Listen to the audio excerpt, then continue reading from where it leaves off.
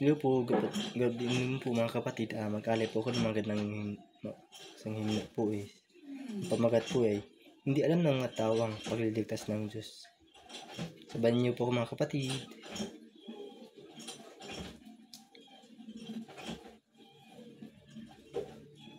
Ang layo ng Diyos sa pagdating niya sa mundo ay iligtas ang buong sangkatauhan at ibalik sila sa kanyang sambahayan at pagsamahin muli ang langit at lupa. Ipapayag ng tao ang mga hudyat sa pagitan pagkat itong kanilang tungkulin.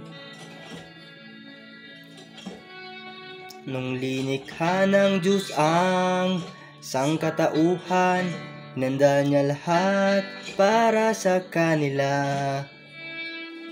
At ayon sa kanyang inihingi, hinayaan niyang matanggap ng tao ang yaman niya.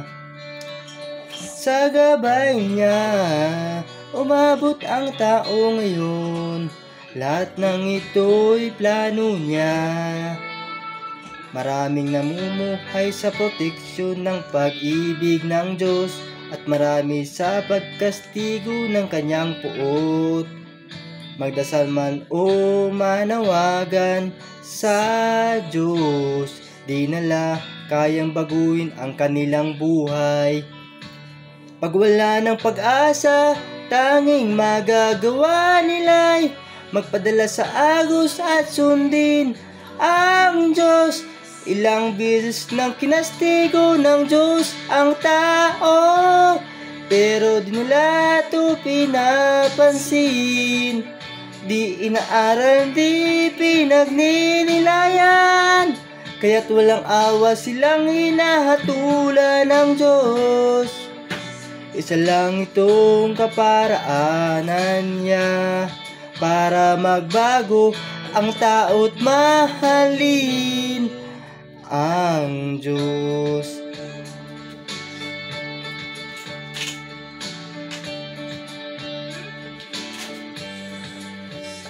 Di pa nakita ng tao ang tunay na buhay o natalus ang paghihirap sa mundo.